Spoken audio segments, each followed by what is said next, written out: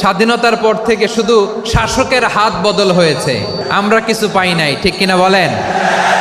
একদল খাইছে, আরেক দল খাওয়ার জন্য রেডি হয়ে আছে।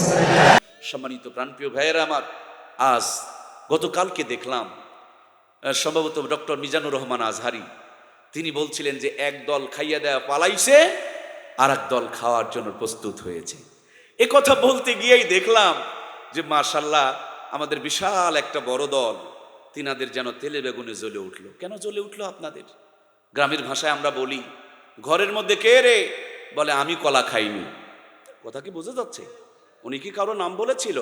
তাহলে আপনি বললেন কেন আমি কলা খাইনি? কি দুঃখে আপনি বললেন আমি কলা খাইনি? আপনারা বিশাল বড় একটা দল, এতটুকু কথা হজম করতে পারবেন না? জনগণ যদি ওদের 16 বছরের চিটারি বাটপারি বুঝতে পারে, তাহলে আপনি কি মনে করছেন আপনার মেসেজ কি এই জনগণ বোঝে না? অবশ্যই বোঝে। আমরা সকলকে দেশের জন্য কল্যাণকারী ভূমিকা রাখার জন্য আহ্বান করছি, কাঁধে কাঁধ মিলিয়ে দেশটাকে যেন আমরা এগিয়ে নিয়ে যেতে পারি। আল্লাহ আমাদের সকলকে দেশের জন্য কবুল করুক, বলুন আমিন। তিনি কথায় বলতে গিয়ে একটা উদাহরণ টানতেছিলেন, সে কথার থেকে কথা মনে পড়ে গেল। তিনি আমাদের চাঁপাইনবাবগঞ্জের একজন এমপি, তাকে দেখতেছিলাম সে ইসলামের দোহাই দিয়ে সংসদ ভবনে অনেক কথা বলেছেন। আজ দেখতেছি তিনি আলেমদের বিরুদ্ধে লেগে পড়েছেন। আমি সতর্ক করতে চাই, সাবধান করতে চাই, আওয়ামী লীগের পতনের 1 নম্বর কারণ তারা আলেমদের সাথে বেয়াদবি করেছে। ওই কারণ যদি আজ আপনারাও করেন, আপনাদের কারণ অনিবার্য, কোনো উপায় নাই। কথা বলেন ঠিক কিনা? সুতরাং আপনারা আমাদের ভাই, আপনাদের ক্ষতি আমরা চাই না। আলেমদের বিরুদ্ধে লাগবেন না। আলেমদের রক্ত বড় বিষাক্ত, এ রক্ত কেউ সহ্য করতে পারবে না। এ রক্ত যদি জমিনে পড়ে, যে ধরাবে তার বংশ নির্মূল হয়ে যাবে, ঠিক কিনা? সুতরাং বিনীত অনুরোধ করব, কথা বললে একটু সাবধান হয়ে বলুন, আঙ্গুল তুললে একটু সাবধান হয়ে তুলুন। ক্ষমতার মোহে পাগল হয়ে যাব না। আমরা দীর্ঘদিন একসাথে একে অপরের পাশাপাশি নির্যাতনের শিকার ছিলাম, কথা বলুন ঠিক কিনা?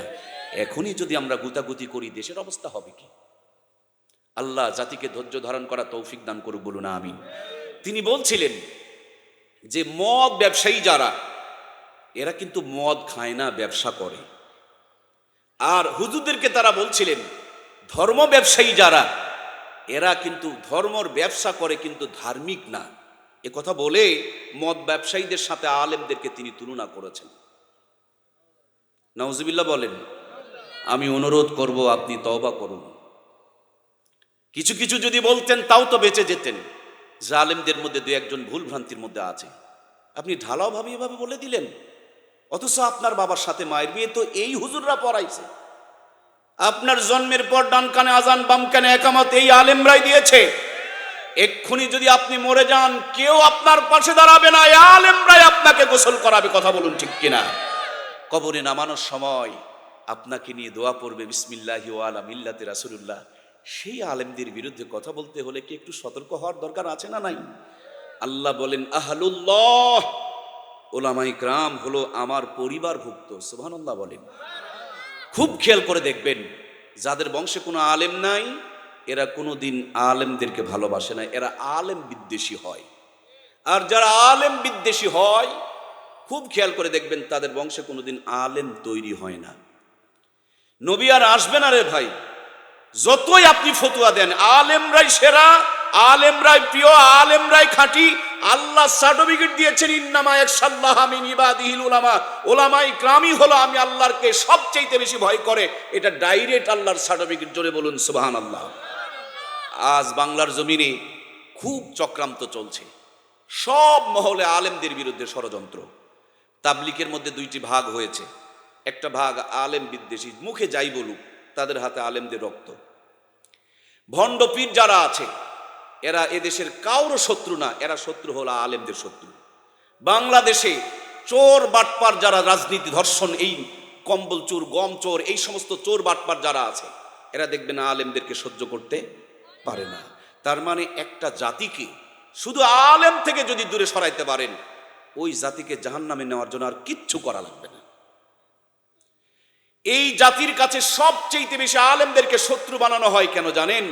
কারণ জাতিকে সঠিক কথা, জান্নাতের পথ আলেমরাই দেখায়, আলেমদের থেকে যদি জাতিকে দূরে সরানো যায়, তাহলে জাতিকে জাহান্নামে নেওয়ার আর কিচ্ছু করা লাগবে না, এমনি জাহান্নামে দৌড়াবে। কথা বলুন ঠিক কিনা? এজন্য মহাব্বতের ভাইয়েরা আমার, আমরা আলেম ওলামাকে দিল থেকে মহাব্বত করব। আল্লাহর হাবিব বলেছেন, ইন্নাল উলামা ওয়ারাসাতুল আম্বিয়া, নিশ্চয় উলামা ইকরামের নিশ্চয় নবীর ওয়ারিস হচ্ছে উলামা ইকরাম। আজ আমরা আর নবীকে পাবো না। কেউ যদি মুসাবা করতে চায়, আল্লাহর হাবিব বলেছেন, হক্কানি একজন আলেমের সাথে মুসাবা করলেন আমি নবীকে মুসাবা করা হবে। একজন হক্কানি আলেমের চেহারার দিকে তাকায়া দেখলে আমি নবীকে দেখার আল্লাহ সওয়াব দান করবে। হক্কানি একজন বুজুর্গ আলেমের চেহারার দিকে তাকায়া থাকলে আল্লাহ চোখের সগীরা গুনাহগুলো মাফ করে দিয়া ওই চোখের বরকতকে পাওয়ারকে আল্লাহ তাআলা বাড়ায়া দিবে। সুতরাং প্রিয় ভাইয়েরা আমার, জাতির পিতা সাইয়্যিদিনা হযরত ইব্রাহিম মন্দিরের মধ্যে বসা, বাবা মূর্তি বানায়া সামনে কিছু দুধ কলা দিয়া নম নমর পূজা শুরু করে দিয়েছে। ছোট্ট ইব্রাহিম উঠে এসে বাবার গলাটা জড়িয়ে ধরে ঠোঁটে গালে চুমু দিয়া বলে, আব্বা এই যে খেরের বন্দাটা বানাইলা, এটা কে হয়, কি হয়? বাবাই বলে, এটা ভগবান। ইব্রাহিম আলাইহিস সালাম তো আর বোঝে না ভগবান মানে কি। বলে, ভগবান আবার এটা কি? বলে, ভগবান মানে প্রভু। প্রভু আবার সেটা কি? বলে, প্রভু মানে রব। রব মানে আবার কি? বলে, রব মানে দেবতা। দেবতা মানে আবার কি? বলে, দেবতা মানে খোদা। খোদা মানে সেটা আবার কি? খোদা মানে স্রষ্টা। বলে, স্রষ্টা এটা আবার কি? বলে, স্রষ্টা মানে তিনি হলেন সৃষ্টিকর্তা।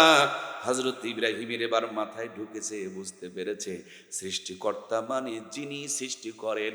ইব্রাহিম আব্বার মুখের দিকে তাকায়া বাবাকে বলে, আব্বা গো, কেবলই তো তুমি এই খেরের বন্দাটারে বানাইলা, ওইটাকে তুমি সৃষ্টি করলা, সে আবার কেমনে তোমার স্রষ্টা হয়? সুবহানাল্লাহ। বাবার মুখে আর কোনো উত্তর নাই। জোরে একটা ঝাড়ি মারছে। হযরত ইব্রাহিম কাঁদতে কাঁদতে বাড়িতে চলে গেছে। মা কান্নার সাউন্ড শুনে সন্তানকে কোলে নিয়ে ঠোঁটে গালে চুমু দিয়ে চোখের পানিগুলো মুছে দিয়ে বলে, ইব্রাহিম কান্না করো কেন? বলে, আম্মা বাবা একটা খেরের বন্দা বানায়া বলছে ওইটা নাকি আমার স্রষ্টা। আমি নিজে দেখলাম যে আব্বা ওইটারে সৃষ্টি করলো, সে কি করে আমার স্রষ্টা হয়? তুমি আমাকে বলো না আমার রব কি, আমার প্রভু কি, আমার স্রষ্টাকে? সুবহানাল্লাহ বলেন। মায়ে বলে, বেটা এ কথা বলা যাবে না, এ কথা বলার অপরাধে ৭০,০০০ সন্তানকে নমরুদ হত্যা করেছে, জানতে পারলে তোমাকেও শেষ করে দিবে। হযরত ইব্রাহিম বলেন, মা তুমি আর আমি, বাহিরের তো আর কেউ নাই, তুমি আমাকে দয়া করে বলো না। মায়ে বলেন, আমি তো রব, আমি তোকে পেটে রেখেছিলাম, ডেলিভারি করেছে, দুধ পান করিয়েছি, লালন পালন করি, আমি তো রব। হযরত ইব্রাহিম বলেন, আম্মা তুমি যদি আমার রব হও, তাহলে তো তোমারও একজন রব আছে। সুবহানাল্লাহ বলবেন না? মা বলেন, আমার রব তোমার বাবা আজর কুমার, তিনি বড় কষ্ট করে আমাকে লালন পালন করেন। হযরত ইব্রাহিম বলেন, আম্মা আমার রব তুমি, তোমার রব যদি বাবা হয়, তাহলে বাবারও একজন রব আছে না নাই? নিঝুম রাতে দূর আকাশের দিকে তাকিয়ে ছোট্ট ছেলে মাকে বলে, স্রষ্টা আমার কে? এই ছোট্ট ছেলেটাই ছিল আপনার আমার জাতির পিতা সাইয়্যিদিনা ইব্রাহিম। জোরে বলুন মারহাবা। মাকে বলেন, আম্মা জান তুমি আমার রব, আর তোমার রব যদি আমার বাবা হয়, তাহলে তো বাবারও একজন রব আছে। ময়ে বলে, তোর বাবা রব এদেশের বাদশাহ নমরুদ, তিনি চাকরি দিয়েছেন এবং বেতন দেয়। আমরা বিগত দিন দেখেছি সরকারের চাকরি করতে গিয়া এত মানা মেনেছে, আল্লাহর হুকুমকে তারা মানে নাই, কিন্তু সরকারের হুকুম 100% পালন করেছে। রব শুধু আল্লাহ। সরকার তার বাপের ঘরের বেতন দেয় না, জনগণের ট্যাক্সের টাকা থেকে বেতন দেয়। সরকারের স্বার্থর চাইতে জনগণের স্বার্থকে বড় করে দেখতে হবে, এটাই হলো ইমানদারের পরিচয়। কথা বলুন ঠিক কিনা?